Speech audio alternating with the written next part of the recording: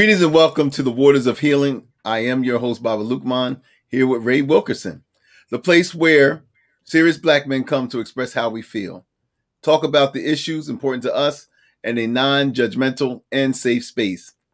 Our goal is that you find your inner king, your inner warrior, that you give up your power to nothing and no one.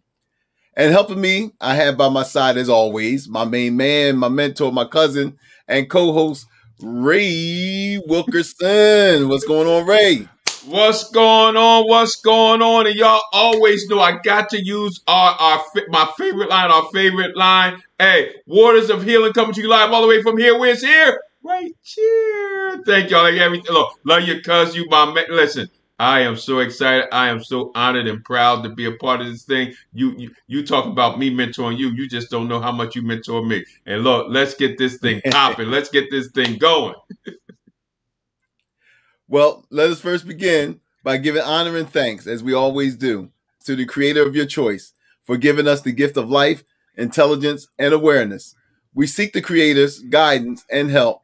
We acknowledge our humanness and that we are imperfect beings that must rely upon the earth and each other. It is important that we develop a healthy relationship with everyone and everything around us to the best of all of our abilities. And we strive to be one who isn't in conflict with our surroundings and with each other. Our community should see us as protectors, providers, and mentors, and should never see us as the enemy. And you got to understand, the Waters of Healing is intended to provide a safe, non-judgmental space for black men to talk about issues specific to us. This is an inclusive space open to all black males, no matter your religion, your class, your non-sexual identity, if you identify yourself as a black man, then you are welcome. You are welcome here. So let us begin by reciting the black man's affirmation. Kings are made and not born. I am developing the king in me. Warriors are made and not born. I am developing the warrior in me. I am not a coward. I believe in myself and my abilities. There is nothing wrong with me. Another person's opinion of me is not reality. My masculinity is divinely given. It is not toxic. I give up my power to no one. I realize that I am not perfect, but that is no excuse not to do my best. I love myself for who I am. I am in charge of my own happiness and behavior. I don't take advantage of those who are weaker than myself. I accept 100% responsibility for my own life. My past mistakes are there for me to learn from. They do not define who I am. I am the protector, provider, and guide of my family and my community.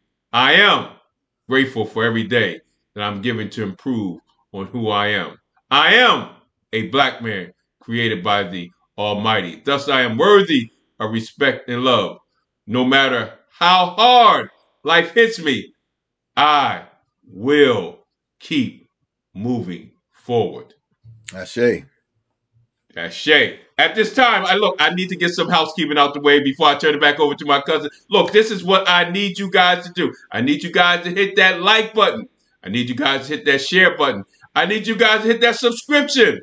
And also, I need you to hit that notification so you know when we're out here. So now I'm going to turn it back over to my cousin, Baba Lukman.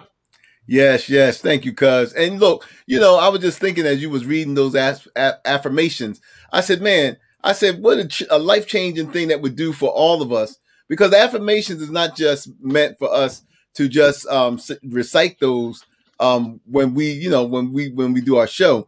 The affirmations is meant so that this is what we should wake up doing. Like, I wake up in the morning and one part of my day begins with reciting these affirmations to myself. And as you know, that we strive to build the inner king, because kings are made, they're not born. And warriors are made and they're not and not born.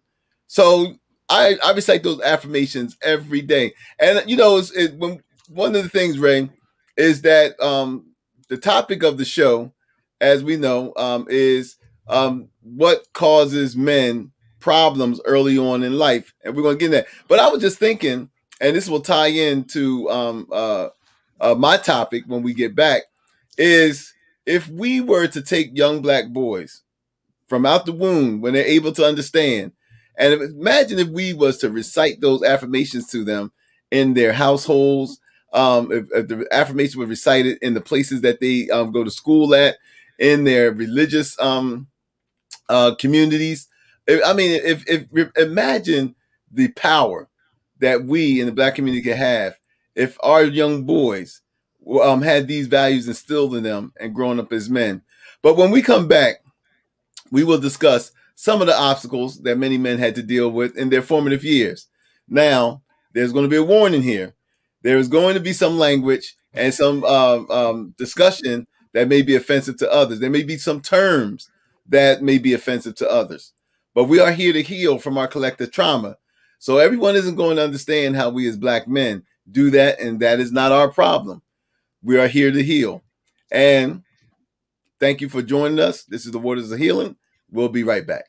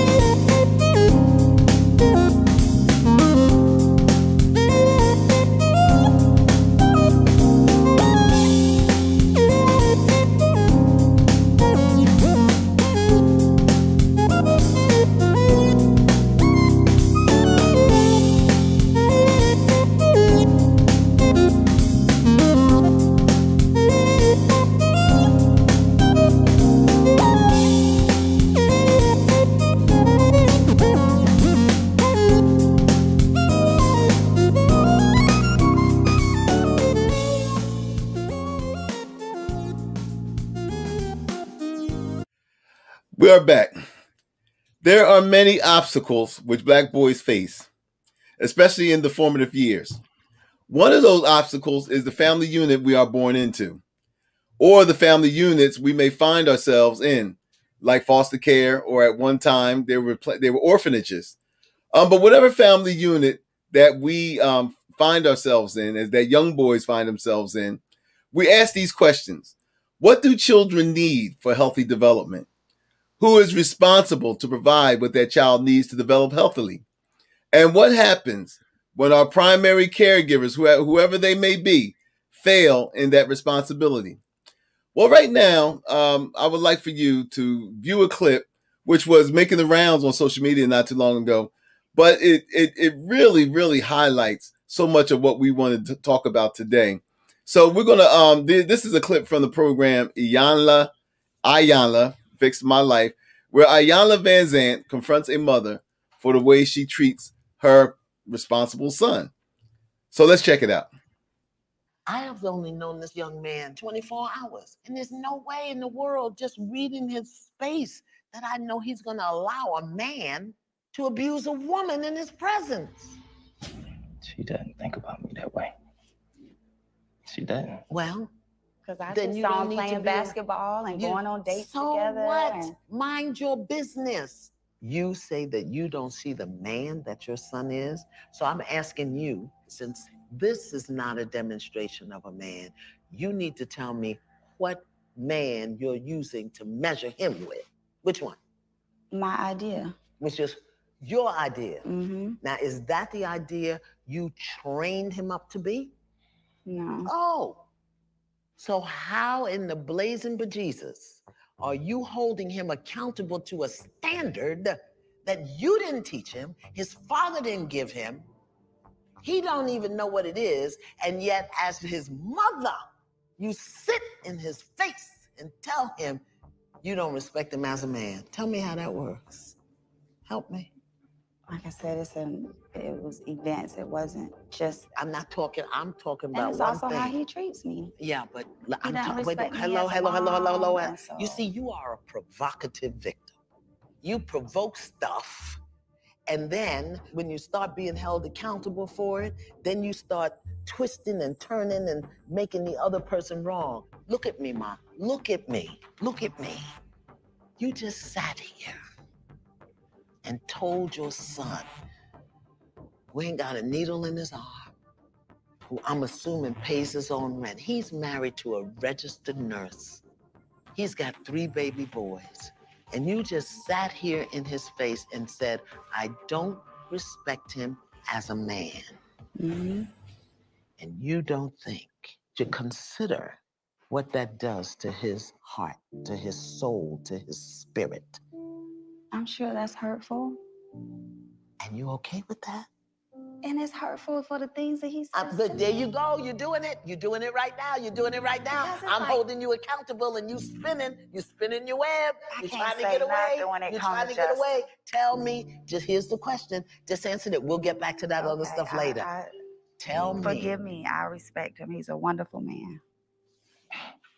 Do you understand that your mouth, your voice, your words are connected to the coils in his heart, to the valves in his heart? He can't help but love you. And every time you dishonor that love, you chip a piece of it, chip a piece of it. This is why in our culture as Black people, when the boys turn a certain age, the men come and get him and take him away from the mother because she can emotionally manipulate him. But since we don't live in our culture no more, we say what we want to say, do what we want to say. We tear our men down and then wonder why they don't make good husbands and fathers. Mothers destroy sons.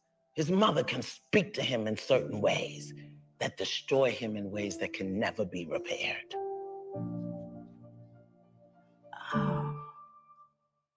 Man, I mean, what a powerful video, and what so many lessons to learn in that video. I tell you, Ray, you know, I was becoming quite emotional listening to that, to Iyanla and that video and that exchange there, and watching the hurt in that young man's face, because I was that young man. My father, my mother passed, but I remember feeling the same way that this young man was feeling, because my mother, as wonderful as a mother as she was in a lot of areas, she did not have a lot of confidence in my ability as a man. And I could say that because this was said to me by, by a member of our family. So, I that really was something that really struck home to me. And so these are some of the points that I saw, Ray, from this video, man. And you can see that her attitude was just, she's not even aware the damage that she's inflicting on this young man. I mean, anyway, so some of the points that I got out of this video, Ray, was, that again, her attitude, man, is like she didn't even recognize the type of harm she was doing to her son. When Iyanla said to her, do you know what your words are doing to him? I mean, the way that she responded was, well, I imagine that it's hurtful, but she immediately put it back on her. But it's hurtful to me, and I'm so glad that Iyanla did not let her get away with that. That type of deflection. And you see, with a young man, we're no man, no person. But we're dealing with men here. No man who is doing the right thing should have to look down to the ground and feel dejected because he can't be appreciated by the one that brought him into this world. His first teacher. Our mothers are our first teacher. So I noticed that, and I noticed how it just wasn't getting through to her, man, that she's damaging this young man. A young man who, in spite of, because it's not the first time, of course, she's been doing this to this young man, and I know this by experience. She was chipping away at this young man's self-esteem and spirit, probably ever since, man, that he was able to understand what was going on. And in spite of all that, he still made something out of himself. He still became a responsible young man, and she still won't give him credit for that. I also noticed, Ray, that she's comfortable playing the role of the victim. And that was something that Iyanla got on her about too. Every time, here it is, Iyanla is supposed to be dealing with the son's issue in their relationship, but she's not making it about the relationship. She's making it about her. And I found that, something that is very common amongst a lot of our caregivers that we black boys and black men find ourselves around. She refuses to be held accountable for her actions. That's obvious. But this is the thing, Ray, that really got me. When she said something about, well, the way he treats me, he was out there playing basketball and going on dates. She was acting more like she was his woman as opposed to his mother. Yeah. And I've seen videos on YouTube, man, before I saw this video, where even black women, there seems to be this attachment, an unhealthy attachment, which is why so many of our young men wind up growing up to be immature, indecisive, emotional, and a whole lot of other things, man, because of this dynamic of this what I consider an unhealthy relationship with between the sons and the mothers, and we'll get into that. But again, and I'll repeat this again, man. I mean, it just hurt me to see her son's body language, man. I mean, he just felt dejected, and Ray, we all been there, man. To the point where it's like, dang, man, what do I got to do? You know what I mean? I'm trying to show my mother, man, that the woman that I'm with, the nurse. I'm trying to show that I'm responsible to this woman. I'm trying to show that I'm coming over here taking care of my mama. I'm trying to show that I'm here for my mama. But mama wants son for herself, man. She's jealous of that young man's relationship. And so many of us have found ourselves in that predicament when mama ain't got nobody. Let's talk about it. Mama ain't got nobody. And mama been building up this stuff around her son. And the son was the de facto man of the house. Because you know how that is in our community, Ray. You the man of the house. You the man of the house. Don't no man. This was told to me. Let me keep it on myself. This was told to me. You the man in the house. Can't no man come in here and be over you. Now my mother told me that. Now I'm saying, like, I didn't understand it then, Ray, but I'm saying to myself, like, wow, that's giving me a lot of authority, man. As a preteen and a teenager, no one of these guys was coming in the house and didn't like me, And my mother would tell him, my son's the man in the house. Well, if I was a man, I wouldn't stay around for that either. And I guarantee you, you know what I mean? And I guarantee you, whoever this boy's father was and all the relationships that she had, they probably ain't stay around because of this either. So anyway, I spoke enough. Ray, what did you get out of this, man? Well, let's watch this. So I did a survey amongst men. I asked the question, what is the number one problem we need to solve in our life? I had 30 responses. One of the responses was this: abusive attacks we receive from our mothers. Wow. So yeah. This is coming from a plethora, a multitude of men. I think it was over 100. Well, about 300 people saw the feed, but everybody, when they put out certain things, everybody would say yes, yes, yes, and that received a lot of yeses. Oh, Ray, I'm sorry for interrupting. So you're telling us that out of these men that were surveyed, a large majority of them are saying that one of their biggest issues was the relationship with their own mother. With the relationship with their own mother. Wow. Now watch this. That tied into grown men behaving like teenagers. But let's go back to what I saw in it. So in Proverbs 31, and everybody in the Bible talks about Proverbs 31, the Proverbs 31 woman, and everybody thinks it's a description of how a woman is supposed to be and all that. But actually, this is the reality. It's a mother telling her son, describing a woman. And one of the things that she says, that this woman can destroy nations.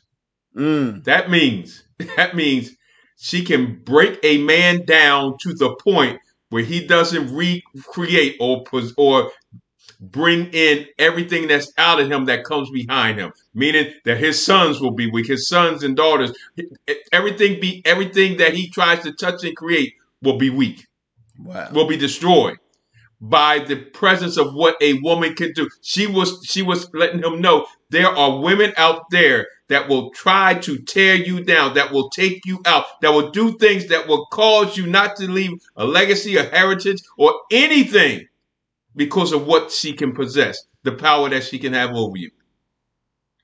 When I look at this lady, we got to do, and I always like to do, I really would like to know if they grew up it was just him, her, and her son. Yeah, how about that? Well, yeah, just the mother and son. I know what you mean. Because it seems to me, like you said, she's treating him like he's the boyfriend. Yes, exactly. The boyfriend that hurt her. Right. Or the boyfriends that hurt her. Because when I look at her, I can tell you now, she probably grew up thinking she was all that. She was good looking. She had all the things. She had all the boys. And every time she didn't realize she was getting played every time she was in a relationship. Right. So and here this young man, Ray, is bearing the brunt of all that, man. Getting it all. I'm gonna say that, and then watch this. And any relationship that she had with a man, 95% of the issues that she had with that new man is not based on that new man. It's based on what she remembered that old man did to her. So this is the baggage we're talking about. That's the baggage we're talking about. Now with this young kid, right?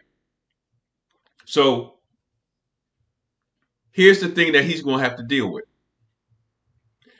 Women like her that he's going to be gravitated to, his girlfriend and wives acting like his mom. Man, say that again, bro, because I got a story for you about that when you finish up. But I got a story about that. Yeah, you know, so many times we as men, and this is this is what I'm getting out the video. So now he's going to have to every relationship that he has, that he's going to be reminded every time he get a negative connotation or a negative thought or something negative towards him that's pertaining to his manhood. It's going to remind him of his mom, and then he's going to have a little resentment with that woman, not realizing what she's doing. But she does. Know many times how we can explain, okay, I hear him now, explain it to his wife. Look, I'm not your son. I'm a grown man.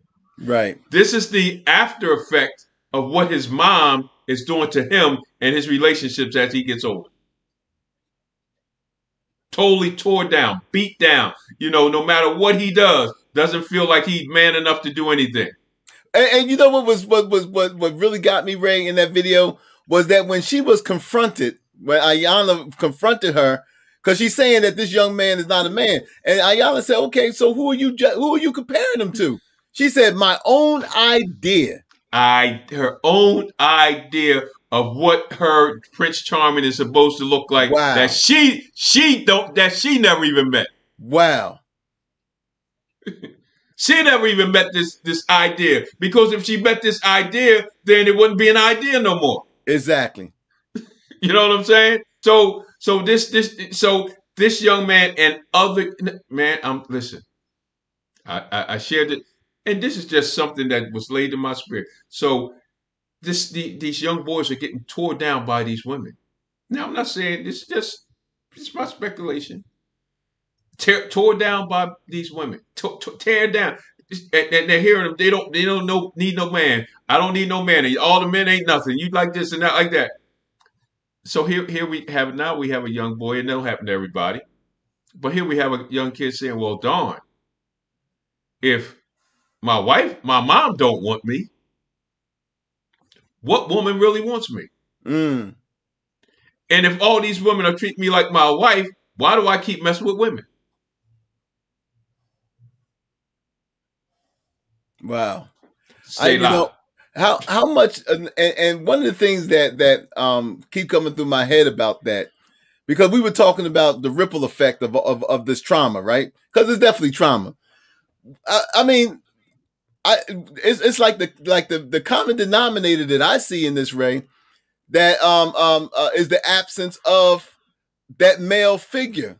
I mean, not the kid, maybe his father or some other responsible male figure to offset that type of, I mean, maybe I might be a little overboard because, you know, like I said, there's trauma.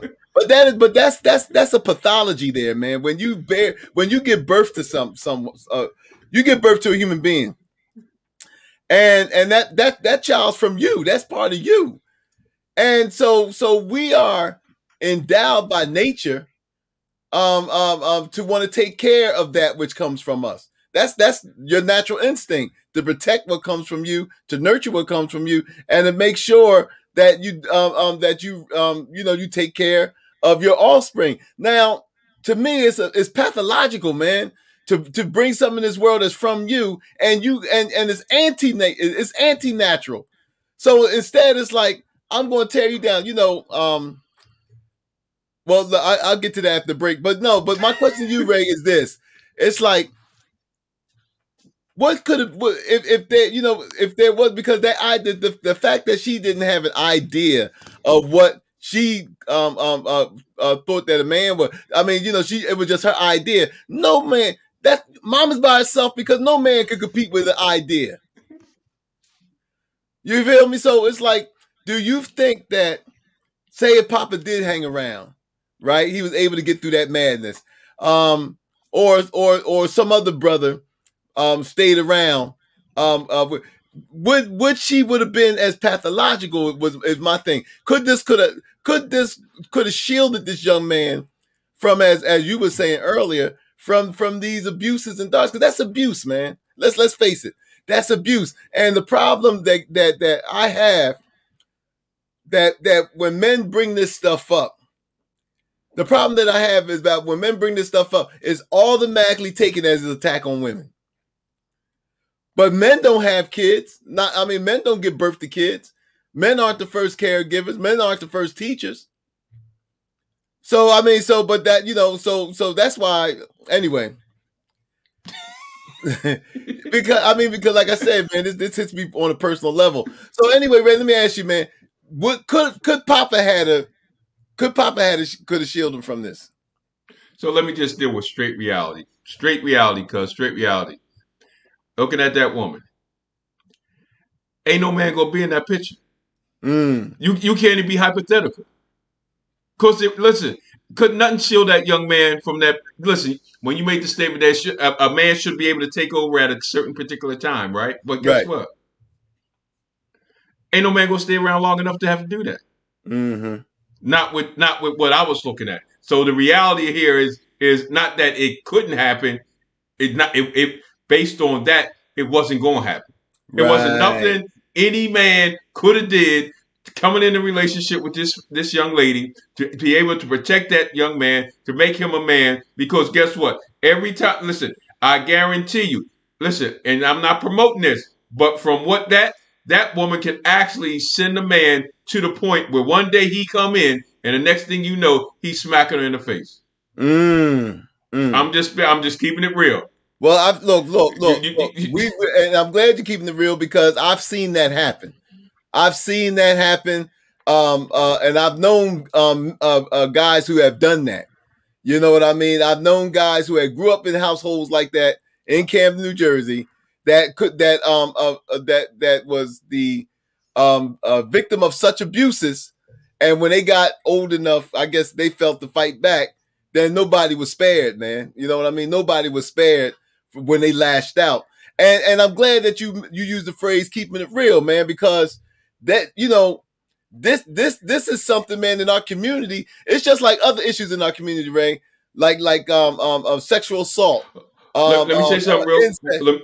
Let me say something real quick because I don't mean to cut you off because I want to make sure I just heard something spirit. No way are we advocate a man should never hit a woman. Oh no, but I want my listeners there because I heard something. No way, we're not advocating. We're not saying it's right for a man to hit a woman. We're just making a observation from a perspective that's a true perspective of a man who has taken all that he could take, and out of a moment of insanity, he does something that he normally wouldn't have done. I just wanted to make that clear. I'm sorry, because I mean to No. I'm glad you did clarify that because, see, this is the problem when we have these conversations. Like I said, and I agree with you. I would never, ever condone any man putting his hands on a woman. But Keeping it real means that it happens, though. Like, I don't condone sexual assault, but it happens in our community more often than not. I don't condone incest, but it happens in our community. Molestation happens in our community, and if we're going to heal from it, we got to talk about it, and we can't shy away from these subjects. But yeah, I'm glad that you put that disclaimer out there, because it's true. We don't support that kind of stuff, but but I've seen. Ray, I've seen, if it didn't go to physical abuse, I witnessed men who grew up in those situations abuse their mothers with verbally. I know a guy, man. Well, he's dead now, but I remember a guy, man, who was notorious for cussing his mother out. He was older than me, and I think you probably know him too, but I'm not going to say his name. But I remember, man, that people who knew his story was talking about how bad his mother and them used to treat him and his sisters and them. And man, and I was around a couple of times. I even said something to him, you know, he told me to mind my damn business. But where he would cuss his mother straight out, man, call all kind of B's and this and that and the other. So, you know, what I'm saying is, as uncomfortable as these conversations are, we got to have it, because it's this stuff that keeps us sick. You know what I'm saying? And watch this. And I don't care what no man, every man under the sound of my voice, and it might put guilt in us. It might not put guilt in us, but it's not a man under the sound of my voice. I have never smacked a woman. I've never, you know, but it don't mean I didn't think it. Oh, you got that right. You got that right. It don't mean. Yep. It don't mean that it didn't get to the point where the thought was so heavy that I had to walk away, or I just had to, like, just the sheer handling, or can I say the God keeping me.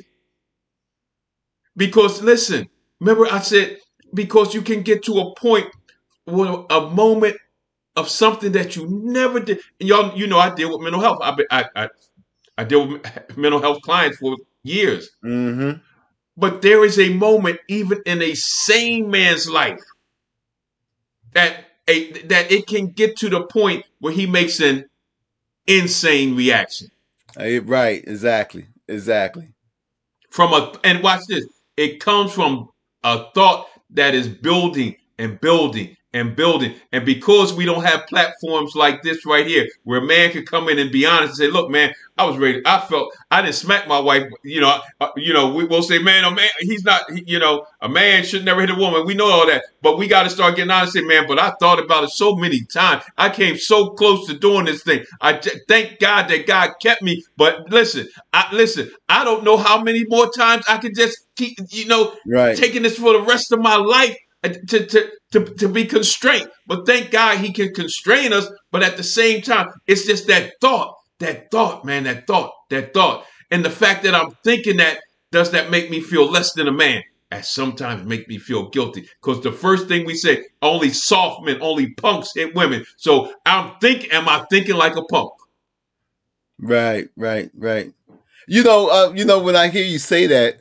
And I'm thinking about these platforms, man, and why we, because we're just now, Ray, starting to even deal with, we're going to deal with this on a later show, but the sexual abuse of boys, black boys by black women. You know what I mean? The sexual abuses of black boys that is just now being talked about. It was never talked about, but it's just now being talked about, how much molestation that a lot of black boys got from the women in their families. Or who were connected to their families. You know, what was that movie that came out with the guy that was in the Navy? Can't remember but the scenes that they showed where the girl who was babysitting him used to molest him and his brother. But I think mainly him. But Avon, anyway, it'll come to me. But that movie there, Antoine Fisher. That's what yeah. So they dealt with that topic, but man, this we just now starting to talk about the molestation of black boys, which was a topic, man, that wasn't even discussed or that was ignored. And like you were saying about the mental health of black boys. And because there were no outlets, there were some brave people that tried to do it. But every time we try to talk about how black men feel, or every time we try to talk about the trauma in black men, it was automatically shut down because our conversations were always being co-opted and taken to and twisted for it to mean either it's attack against black women or is this or that. No, instead of having the space where we can heal ourselves.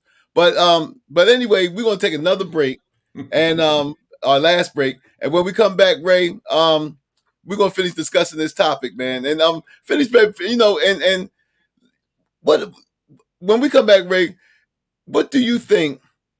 And because I think you tied into this a little bit, but what do you think would be the ways of men who have been in these toxic relationships with their mothers? What is the way they can heal from that? And we're gonna talk about that when we get right back.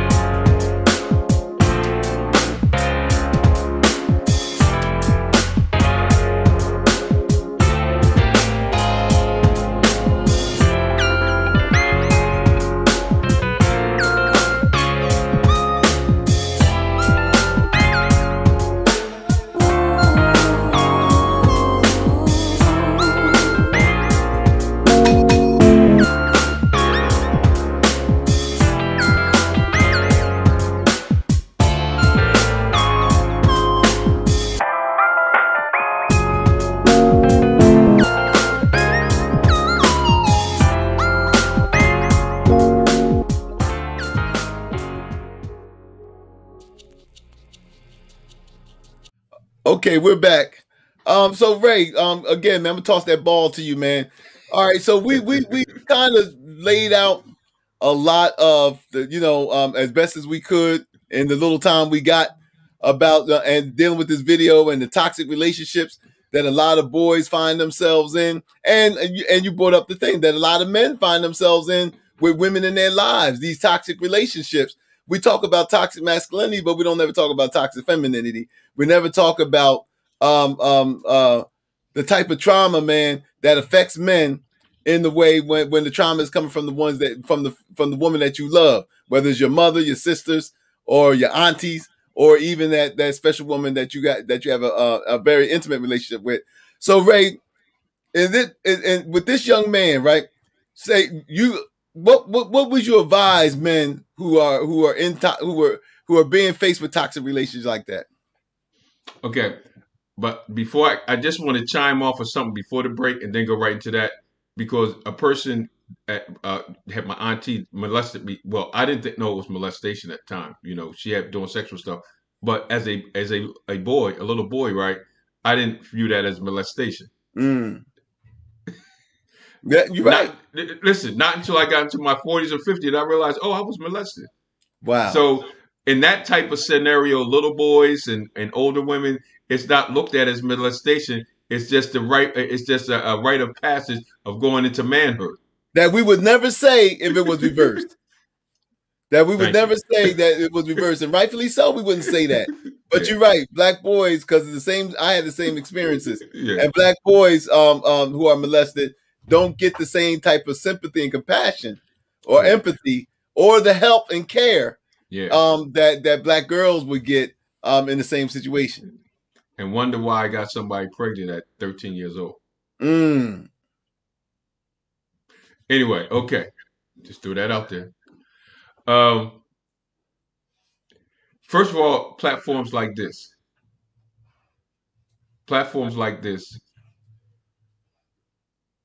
bringing young and old people together, because I really can't have I really don't have a solution, because I wasn't in that type of situation growing up. but I was in.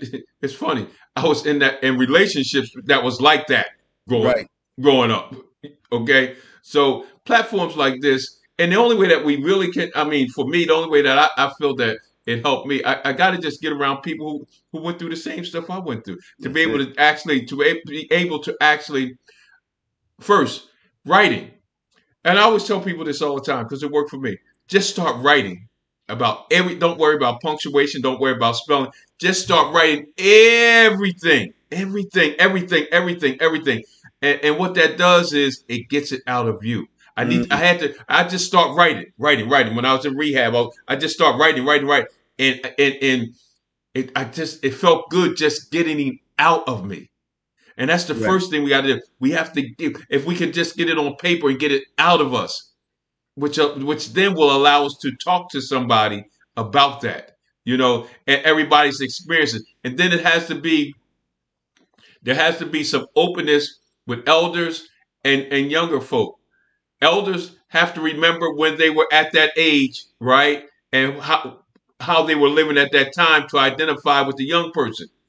And then the young person have to identify with the elder at his age that he can give us the pathway to get out. The problem I see a lot of times when I share with younger people about certain things, I say I'm going to come from two different perspectives. First, I'm going to come from a perspective at your age. Then I'm going to give you a perspective from my age. Because most of the time, older baby boomers or older people, we only give the young people perspectives from where we're at now. Right. Which they can't identify with. We need to first be able to identify where they're at with their feelings. Where their feelings at and where my feelings was at the same time period. This is how I felt. I understand. And watch this. I don't have to say I understand or the young person, I don't have to say I understand how you feel to a person.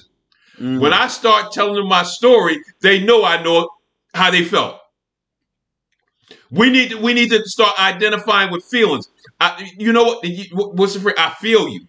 Right. When I can talk to a young person and they can feel my pain based on their pain. Then they're listening, and then the questions is coming. Well, how did you get out of that pain? Then I can give them from a perspective of how I got to this place. And the reality is, it doesn't happen overnight. But the progression is that I'm still going to feel pain, but look, this is the timetable. This is what we're trying to get to. We're just trying to decrease it a little bit at a time.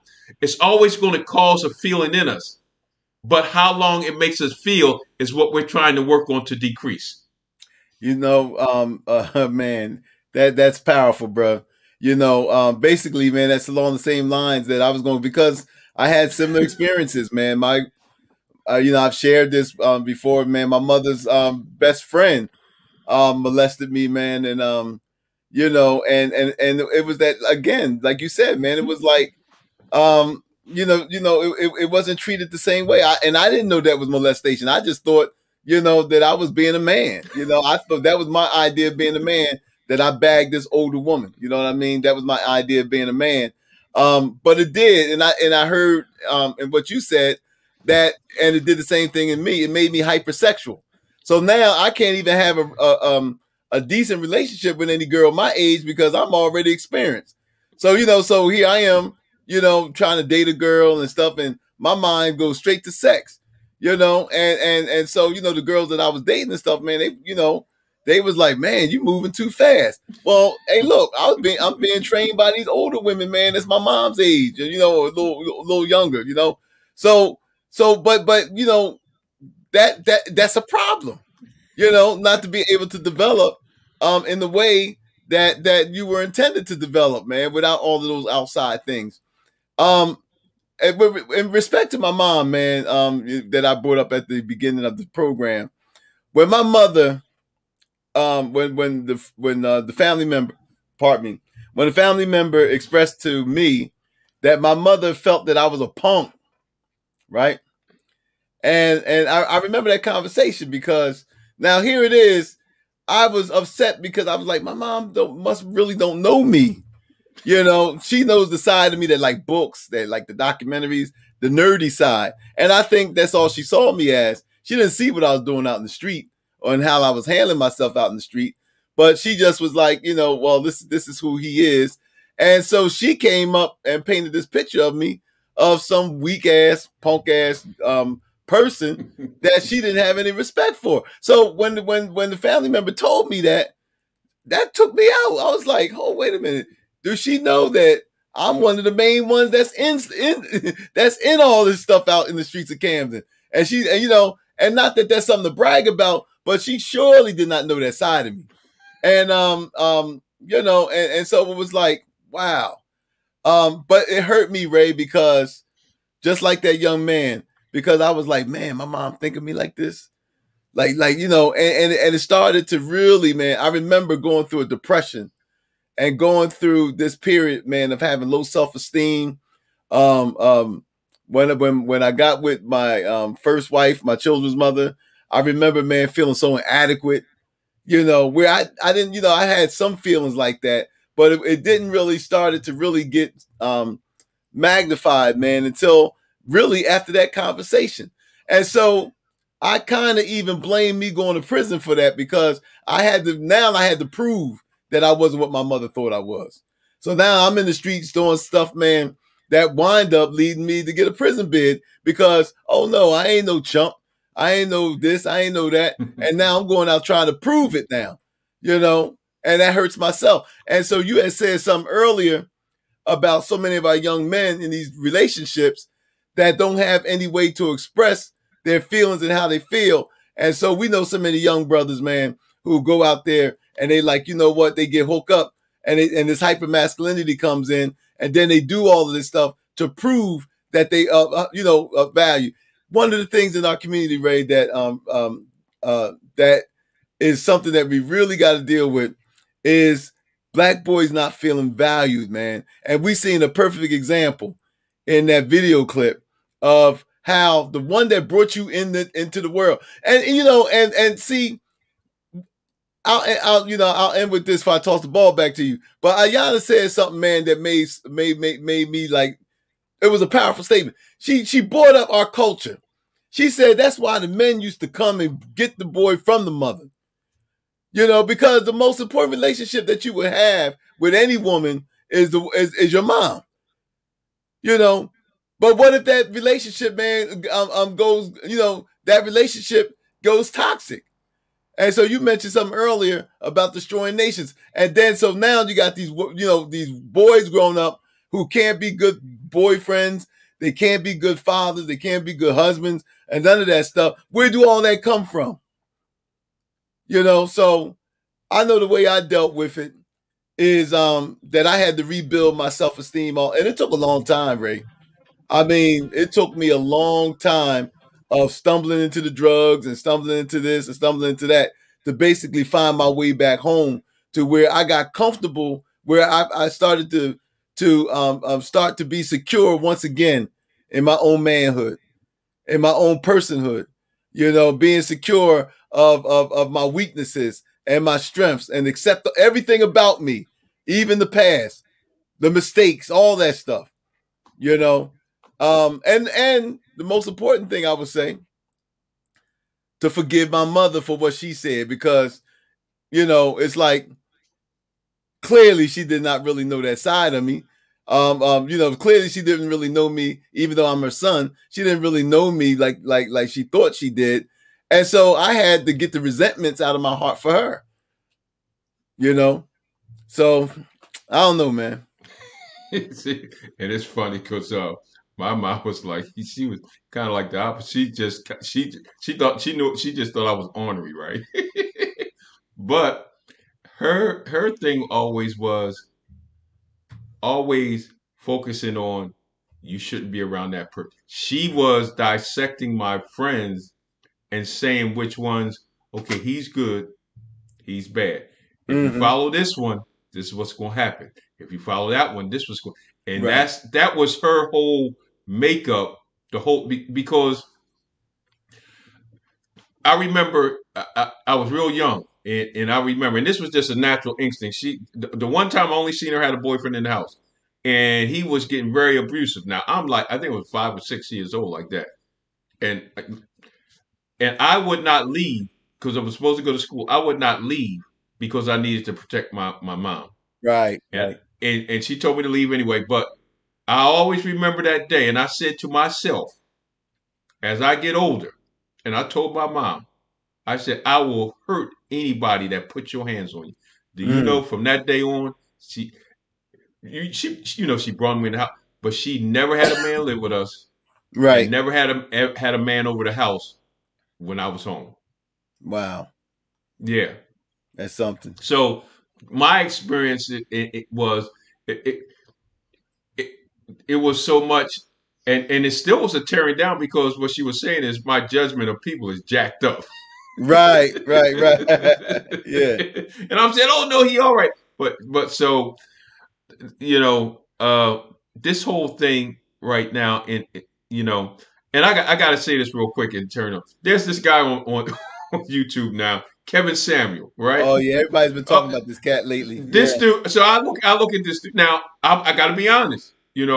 This dude says what men want to say to women. I would give you that. Yep.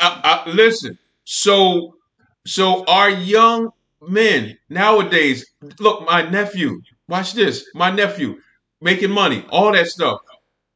I said, well, Neff, where's your girlfriend? He said, He said, man, these girls ain't nothing but full of drama. He said, I can't mess with none of them right now because they ain't about nothing. Like, sound like my son. My son said the same thing. He said, yeah. So it's almost like they're waking up that they're not gonna voluntarily get into something that's going to be abusive or causing a lot of drama in their life now. They're actually waking up to this abusive stuff that women, that their moms have done to them, and they're like, hold on, enough's enough. I'm not dealing with this no more because I know where it could take me. Right. So they watch this. They got this full picture. I ain't trying to go to jail. I ain't trying to hit nobody, and it's just too much stress. And a lot of them also are saying that they don't want to deal with a whole bunch of kids by other men. Yeah. Especially if they're in a certain financial position. They don't want to have to be dealing with a bunch of kids that fathered by other men, because they have options. They don't have to do it. They have options. But I wanted to say this, Ray, before we close, is and this is basically to our audience. Waters of Healing, we have a Facebook page. And so if you feel that if you want to contact Ray or myself, if you want to ask questions, if you got comments, anything, we accept them all. You go to our Facebook page, The Waters of Healing, and there's just go to the messages and give us some feedback on what you feel. If you're a man that's looking to heal. Ray and I are not qualified clinicians, even though Ray does deal with people in the mental health field. But what we can do is refer you to people who are qualified to do that. So and whatever you share with Ray and myself is confidential. So so that whatever you share with us stays with us. So if again, go to our Facebook page. And you just go to the messages if you want to contact Ray or myself. So we're at the end of our program, and we would like to thank our producer Jacqueline. Yep. Can I say something real quick? I was about ready to pass it over to you. Listen, I gotta say this. All y'all out there that's listening to my voice, listen, and this might be out of character, but Lukman Media LLC, yes, with my cousins, right? But I know who the brain behind this operation is. It's both of them.